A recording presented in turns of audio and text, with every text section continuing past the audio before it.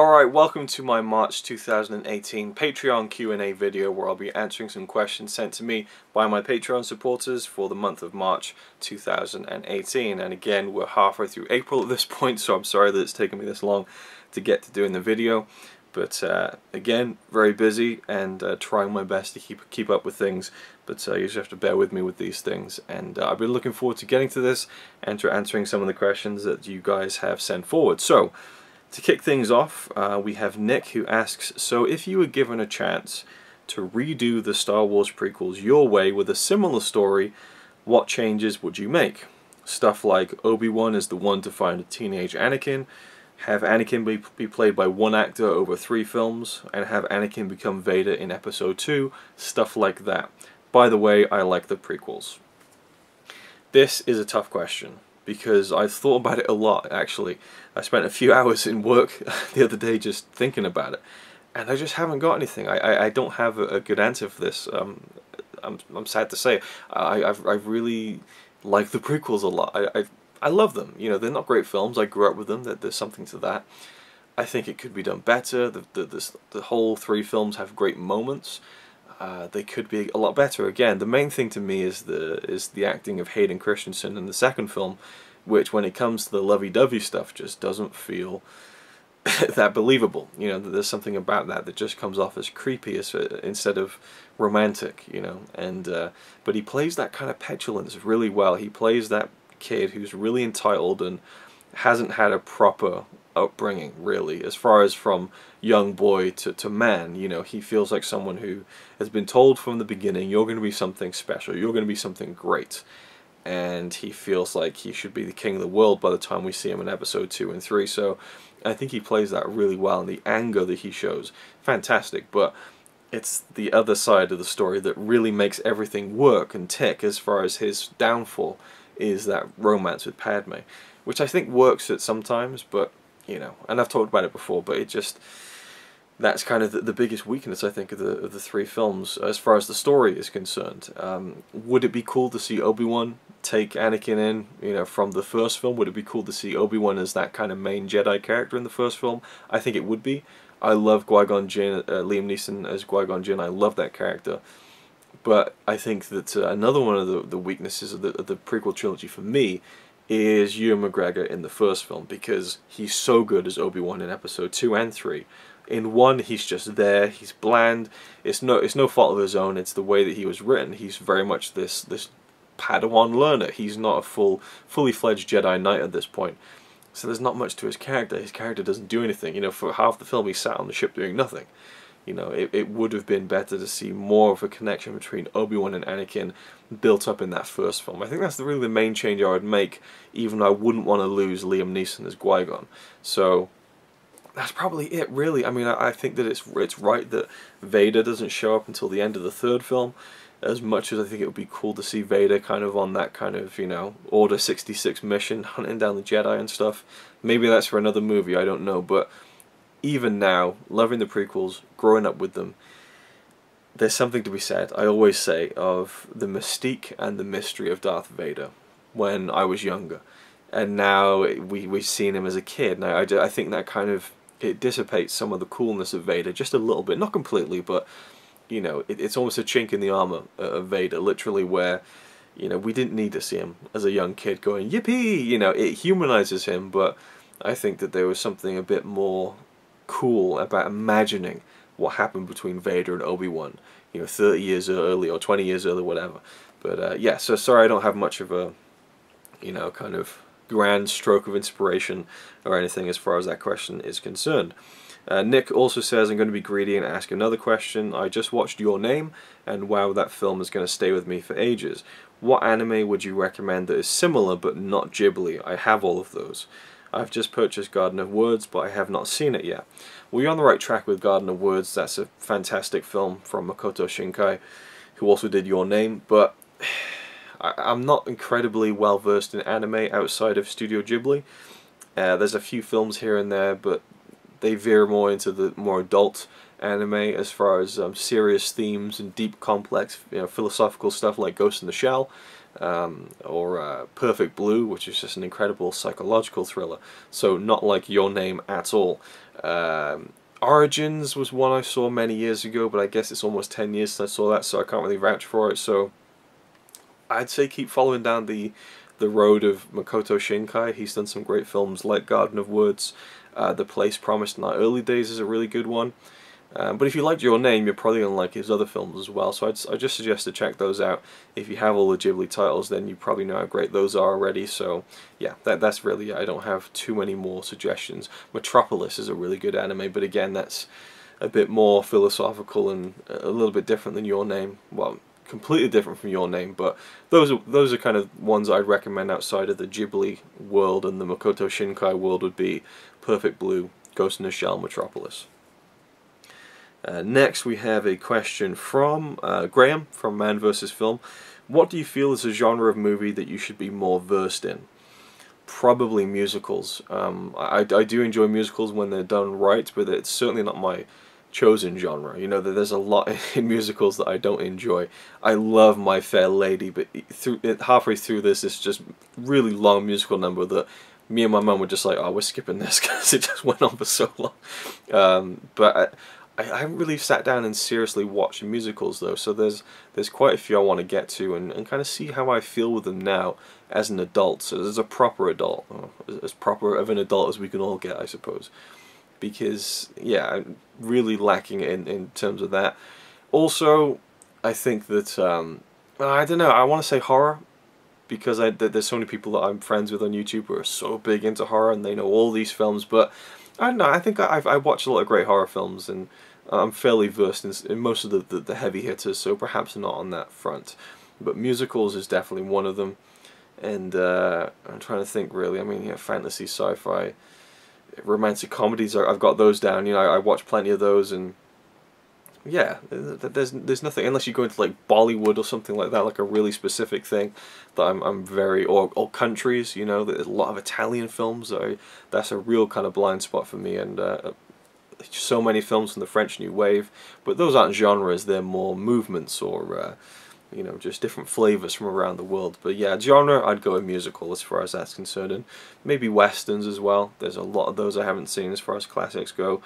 My western kind of education comes from Sergio Leone, and that's pretty much the extent of it. I haven't really seen many of John Ford's great westerns, although I have seen stuff like Stagecoach, which is great. Then we have 3 questions I missed from February. Apologies to Alex, who asked, well, I guess he's probably asking for updates on these 3 series, because he just listed 3 series that I'm doing on my channel. So, Reviewing an Empire, Yes, The Trip of a Lifetime, and Twin Peaks Journey, A Slice of Pie. I guess he's renamed that. Yeah, I call it the Twin Peaks Journey. We'll start with that one. And again, I'm assuming you're asking for updates on these series. So the Twin Peaks stuff, last year I sat down and watched the entire Twin Peaks Complete Mystery box set, like every episode, every TV spot extra, every behind the scenes documentary, every interview, the movie, the 90 minutes of deleted scenes from the movie. And instead of just sitting down after all of it and kind of giving an overview, I filmed throughout my viewing of it. So I filmed, I think, maybe 10, 15 videos, something like that. It's about 3 hours worth of footage. Just kind of, you know, not knowing anything about where it was going, and kind of just charting my reactions to the series, where I think it's going, what I like, what I don't like, and I really enjoyed it, and I kind of was trying to make a big series out of it. I posted 2 videos.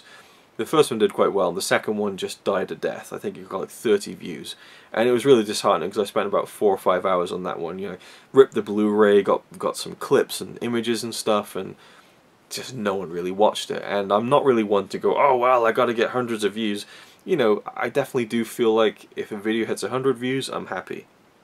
50 to 60, 70, alright, fair enough. Hopefully I didn't spend too much time on it. But if I'm spending like hours and hours on a video and it gets like 30 views, it just really buzzkills my kind of enthusiasm to continue that. So I didn't, but I still have all the footage, and I really do want to continue it, just more for myself, because since then I've rewatched the whole series again.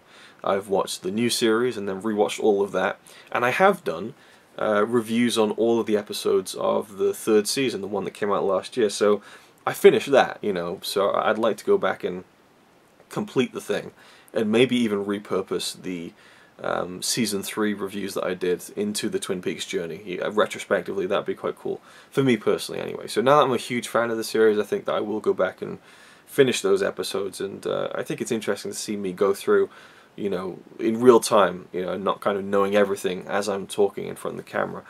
Yes, the trip of a lifetime. I recently posted the bonus episode 22.5, me and Connie talking about WrestleMania, the night of WrestleMania after we got back to the hotel.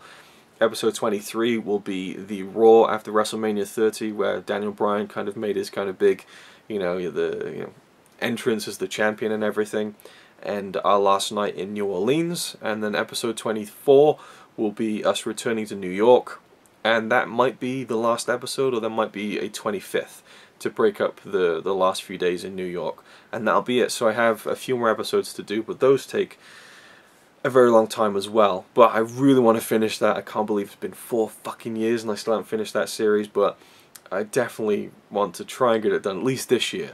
Fingers crossed. I think I announced like in the beginning of 2016 that I was going to finish it. I mean, unbelievable. The procrastination and dragging my feet with that series has been unbelievable. And then finally was reviewing an Empire. That was going to be my big Star Wars series, and I did the first episode, and it's one of the, I think, the best things I've done on my channel.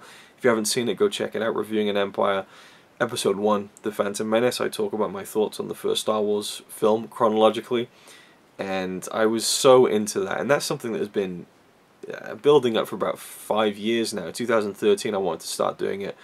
I wrote so much stuff, did so much research and all this kind of stuff, but the video got kind of, the test videos got taken down because I guess Fox, was it Fox? I'm not sure. It was just after Disney had purchased Star Wars, and any Star Wars clips were getting taken down instantly, so there's just no way I could do it with clips. But after The Force Awakens, I think, or just before, they completely laxed on it. So I managed to do that first episode. It's like a 30-minute in-depth review of The Phantom Menace. I was really happy with it. It stayed on YouTube and it did great. I did most of the second episode and just never finished it, and that's it. You know, I'd love to continue it, but it's such a time-consuming thing. But I definitely want to. You know, in my head, I'd love to finish it before episode 9, but I don't think even that is possible. It's just far too time-consuming for me to even think of, especially now, going back to and finishing. I mean, I could do it if I really, you know, put the effort in, but I don't think I'm going to put the effort into something like that, because again, things may change and I might spend, you know, 30, 40, 50 hours on this video, and then, you know, Lucasfilm, Disney will be like, nope, that's not going online, and then no one watches it. So yeah, that's another thing I'd love to continue and complete, but that one seems the most unlikely of the 3. So thank you for that question there. And you also said, from least favourite to favourites, how would you rank the Wes Anderson films? So for this, I actually did a list, you know, and I thought about it ahead of time. So we'll go from my least favourite to my favourite.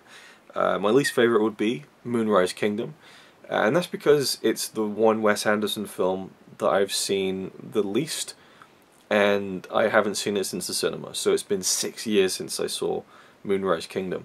I loved it when I saw it, but it's just, you know, there are still scenes that stick in my head as very memorable, but I need to see it again to kind of really, you know, reassess how much I like it and enjoy it now.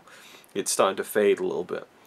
Next would be, I guess we'll kind of rank these by number. How many have we got? I think he's done 9, 10 feature films. 1, 2, 3, 4, 5, 6, 7, 8, 9. So number 9, Moonrise Kingdom. Number 8 would be The Grand Budapest Hotel. Oh my god, I can hear people saying, yeah, I think it's one of his best films, but again, I've only seen it once, or maybe twice actually, when the Blu-ray came out, and I think it's great. I think it's fantastic, one of his best films, but I enjoyed the others just that little bit more. Simple as that. And once I revisit it, it might change. These things always change. Number 7 would be The Darjeeling Limited. I really like this film. I know this film gets quite a bit of flack, but I think that it's really poignant, and there's something, and I'm a big fan of train movies, and a majority of this film takes place on a train. I love the main cast in this, and I love the spiritual side to it that comes up, and the flashback to their father's funeral is really effective to me. and kind of the build-up of the mystery of what happened to these three brothers and everything like that. So I love the Darjeeling Limited, so that one is my number 7. Number 6 is a special one. It's The Life Aquatic with Steve Zissou. This is the first one I saw in the cinema in 2004. Very fond memories of going to see it and loving it. You know, I think Bill Murray's great in it, the whole cast is great in it, Willem Dafoe's so funny in it, Jeff Goldblum. It has one of my favourite scenes in any film ever, when Jeff Goldblum says, that's my espresso machine. What is it? How do you have my espresso machine? And the company stooge says, well, we fucking stole it, man. And it's just something about the delivery of that, and knowing that now that that's the guy who was in Harold and Maude, which I think has very Wes Anderson tendencies in the humour, which you guess would say is the other way around, that Wes Anderson films have Harold and Maude-like tendencies with the humour, but I just love that scene so much. But also the film. I love Owen Wilson in that film. He's so sweet and sincere and genuine. You just feel so bad for the guy. And then my number, would it be 5? Is Isle of Dogs. I've seen it twice now, so I've seen it more than Moonrise Kingdom, which seems crazy, but I just fell in love with this film so much that it easily is, you know, up there, I guess. I mean, I suppose being 9 films, it's still right there, bang in the middle, actually, but I loved it so much, and I can only see it getting better with time. I loved seeing it the second time and catching little details I didn't notice the first time round. Number 4 would be Fantastic Mr. Fox. I think Isle of Dogs might be a better film, but there's something about the wolf scene in Fantastic Mr. Fox that is just, that's one of my favourite scenes in any film as well. And that's more of a true, like, favourite scene. The whole, you know, we fucking stole it, man, that's just like a real funny scene, but the wolf scene in Fantastic Mr. Fox is, there's just something about it, you know. When he says, I'm asking him if he thinks we're in for a, you know, hard winter. He doesn't seem to know, and then just the music and it's amazing, love it. Number 3, The Royal Tenenbaums.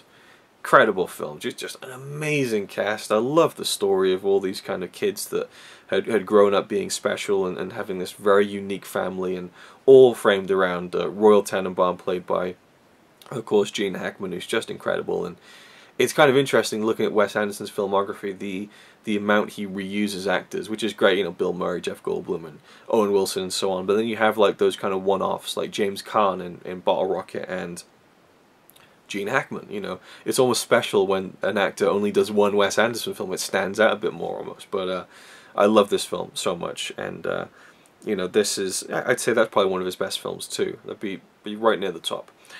I guess this is near the top of my list. My number 2 would be Bottle Rocket. Not his best, easily not his best, but I love Bottle Rocket with such a passion. There's just something about it. And again, I just think of scenes and moments, you know, when Dignant at the end, Owen Wilson, he's like, you gotta give me this one, man, you gotta give me this one.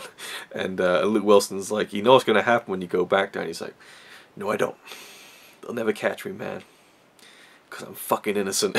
He runs in to steal this thing. It's just, oh man, I love Dignant. This is probably my favourite Owen Wilson performance. It's just so funny. It's so funny.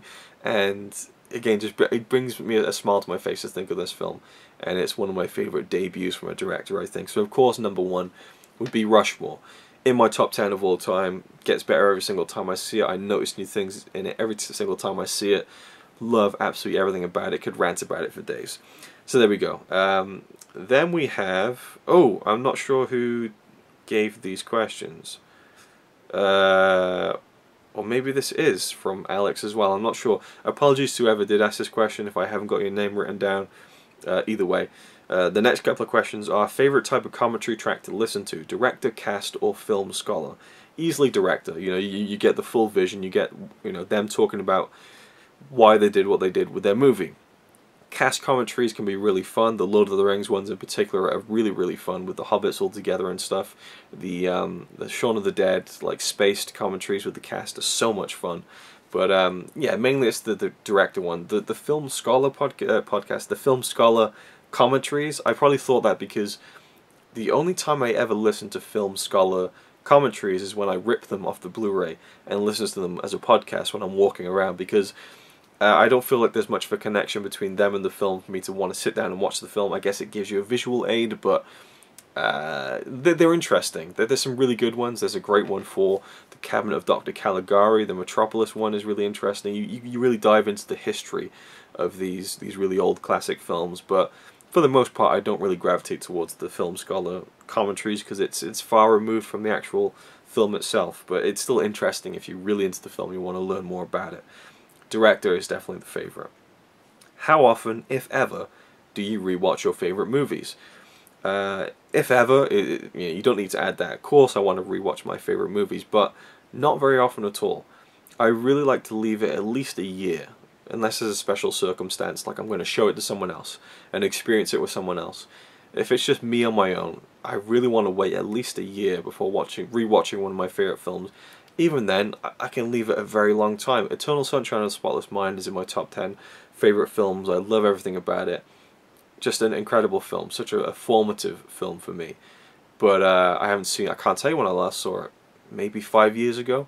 I'm in no rush because I know when I watch it again, it's just going to hit me like a truck all over again. In fact, they were showing that on Facebook live last year sometime.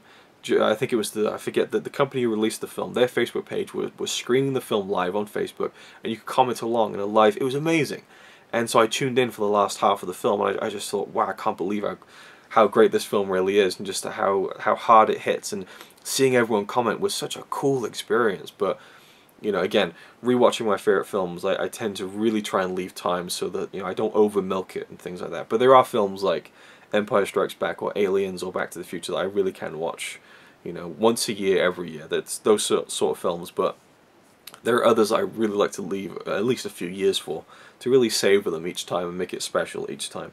Do you agree with Steven Spielberg that movies produced and released on streaming platforms like Netflix are TV movies? No, I think that Spielberg is really switched on. He's really smart, and he's one of the most successful filmmakers of all time. I don't really feel like he has his finger on the pulse with that one. You look at something like Annihilation, that's not a TV movie to me. And you say TV movie, you think lower budget, you think constrictions, you think casts you've never seen or heard of before, you think lower quality, and I don't think that is the case. You look at Manchester by the Sea, wasn't that like an Amazon thing? I don't know, but I think they're just as valid, and wasn't Mudbound a Netflix film and that got nominated for Best Cinematography? I don't know.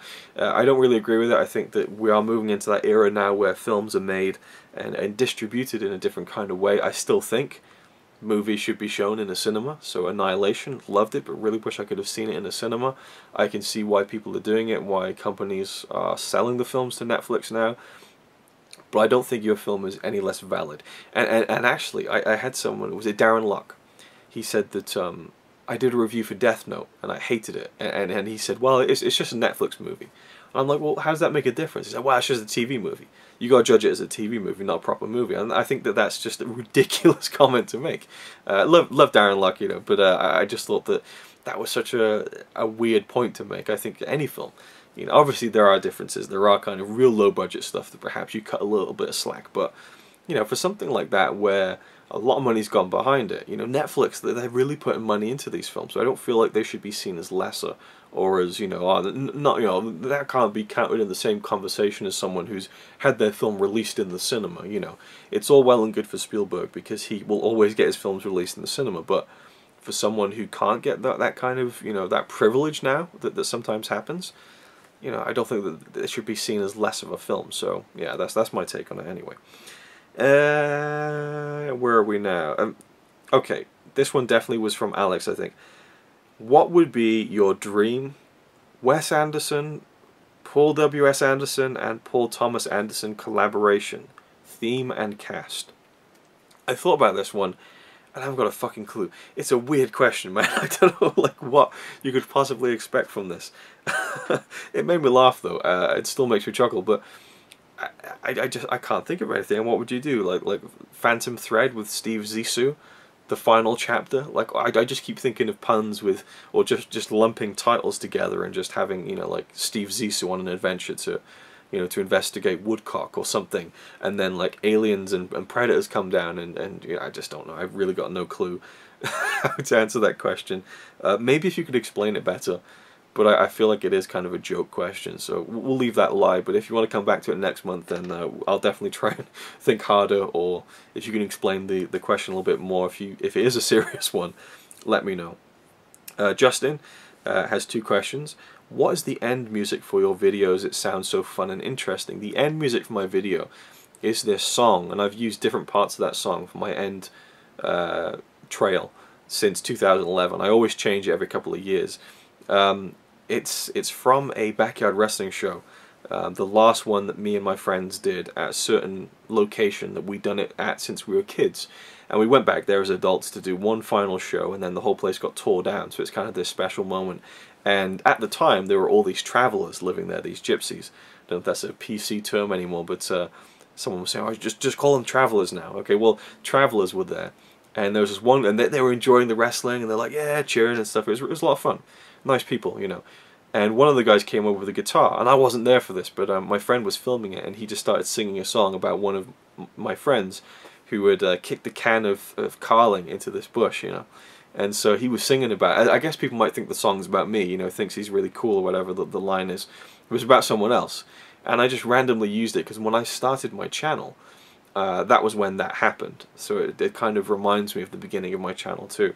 So that's why I keep using it. But I like to use different beats of it for the end. It's completely random, and it's almost become just ingrained into my psyche of making videos. I don't really stop and think about the story behind it sometimes, but it's completely random. It doesn't really have much meaning. And the second question is, right now, which movie on your Epic Film Challenge 2 list are you looking forward to seeing the most, dreading the most, and the one you want to see but keep putting off? To narrow it down to one for each would be very difficult. The one I'm looking forward to seeing the most, that's so hard to answer, because I look at a film like, say, Pather Panchali by Satyajit Ray. That's a film I wasn't really looking forward to watching at all, had no real knowledge of it really, and it became one of those films I just fell in love with. If I'd known how good it was going to be, it would be high on my list. So there's a lot of discovery that's involved in this, where I don't know how I'm going to react to a lot of these films. So I don't really have one that I'm looking at. I mean, you know, right now I'm looking forward to seeing Blue Velvet, David Lynch film that's in the book, and you know, I'm becoming more of a fan of David Lynch. I'm really looking forward to that one, but it's on a case-by-case basis. I'll tell you what, the film I'm looking forward to seeing the most is the 1001th film, which I've already decided on since the beginning, and I can't wait to watch that, because it will mean I'm done. So that's the one I'm looking forward to seeing the most. The one I'm dreading the most, I've tried to knock a few of those off already, like Salo and In the Realm of the Senses, and Wavelength and Heaven and Earth Magic. I mean, Jesus. The next one is probably Pink Flamingos, which I've just heard just some horrific things about. That's probably the one I'm dreading the most currently. And the one that I want to see but keep putting off, I think, would definitely be Shoah, which is like a 10-hour Holocaust documentary. Like, I really want to see it, to kind of be confronted by it, but it's the running time, you know. So yeah, that's probably my answer for that one, I think. Anton has a few questions. Favorite Stanley Kubrick movie? The Shining, I think. Great filmmaker, made some absolute classics. 2001, Clockwork Orange, amazing filmmaker. Paths of Glory was one that really blew me away when I saw it last year or the year before. But The Shining, it's just incredible. It's just probably the best horror film, if not, you know, the second best horror film next to The Exorcist. I think it's just an amazing thriller, horror, you know, fantasy at times. Well, I would say fantasy, but it has fantastical elements, but just a great gripping thriller with amazing performances, in my opinion, from all three of those main characters. Even I forget the guy's name now, the black guy who works in the, you know, who tells Danny about having The Shining. He's amazing in the film. I love his performance. So yeah, The Shining for me on that one. I think the next one was favorite John Carpenter movie. That'd be The Thing. That's an easy one for me. That's another one of the best horror films, I think. That's up there with The Shining and The Exorcist.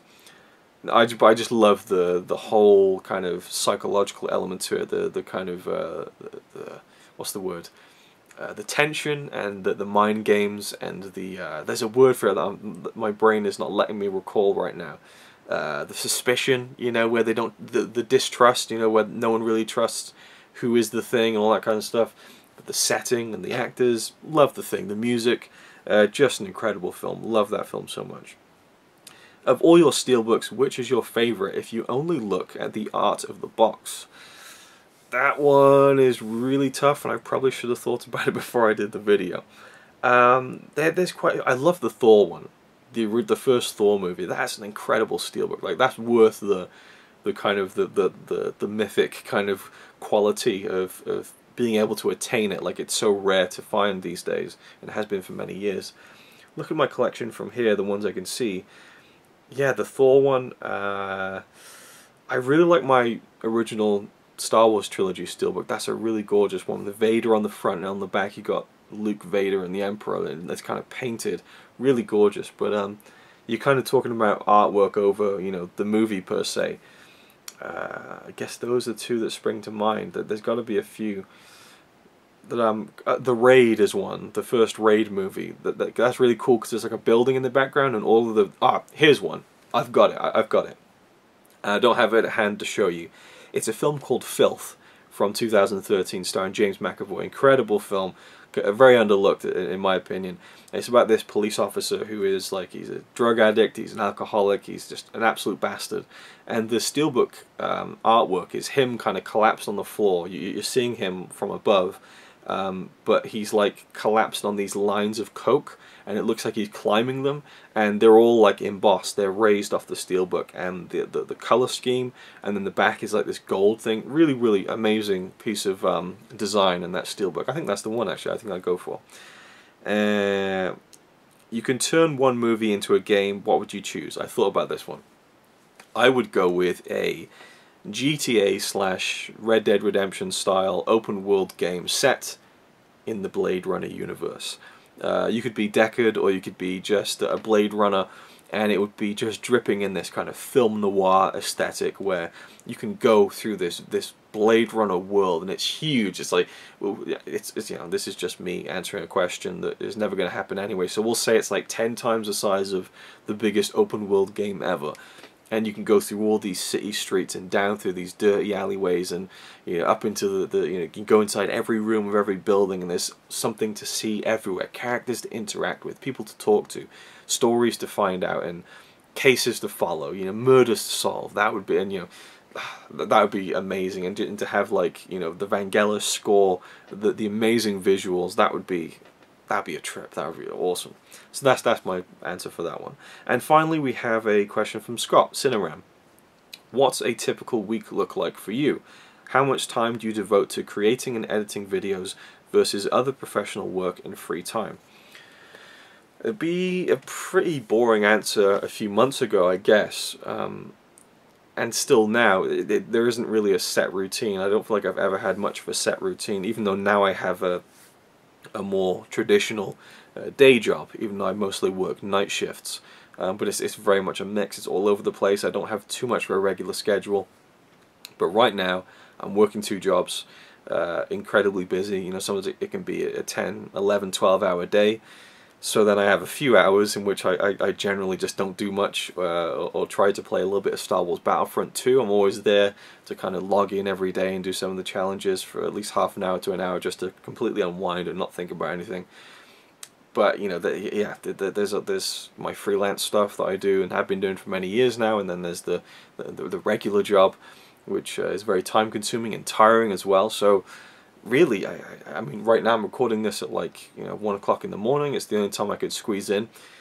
There isn't really much of a set pattern. I'm trying to go to the cinema more now because I have a Limitless deal with the cinema. So whenever I have a day off, I try to go in and see a couple of films, film a couple of reviews, and then I won't have time to edit them, so I have to wait until the next time I got a few hours free. So very busy at the minute, and there's a lot going on. There's so many moving parts to what's going on this year for me and for Connie. So yeah, at the moment it's all over the place, and any free time I get I would like to spend making videos and stuff, but I generally don't. So it's really just trying to squeeze out as much time that I can, or as much productivity out of the time that I have, while also trying to find time to just not do anything, which is, you know, few and far between right now. So that's it really. But I mean, you know, typically, you know, every day I'm working.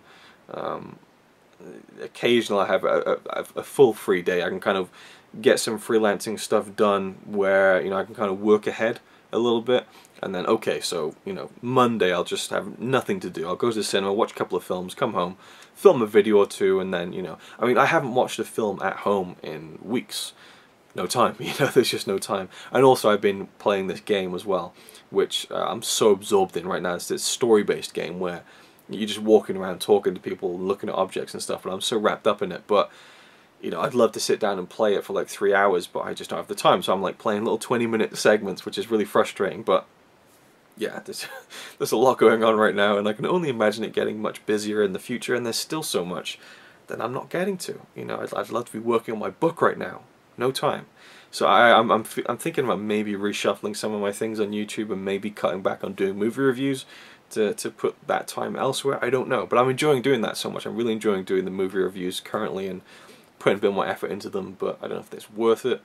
Who knows? So there you go. That was my my Patreon March 2018 Q&A video, a bit more substantial than the last one. Thank you very much for the questions, and as always, thank you to my Patreon supporters for supporting me every month. I really greatly appreciate it, and of course thank you to all my regular viewers as well. And yeah, if you have any questions you want to ask, just down in the comments down below, I can reply to them quickly. But for these videos, I can kind of talk about them and make a dedicated video and stuff, and try and give back. Oh yeah, one more thing I want to really quickly add in regards to the Wes Anderson ranking. I did a top 5 Wes Anderson video 4 years ago outside the Royal Tenenbaum house in New York. So I want to try and post that on my Patreon Facebook page, Facebook feed, Patreon feed as well. So for my Patreon subscribers, I'm going to try and get that out to you this month. So look forward to that if that interests you. Thank you for watching, everyone else, and I'll see you in the next video. It's alright by me. Apart from the fact he throws cans of Carlin into a tree. Yeah, he's really cool. Yeah, he's really cool. But he's not quite as cool as you.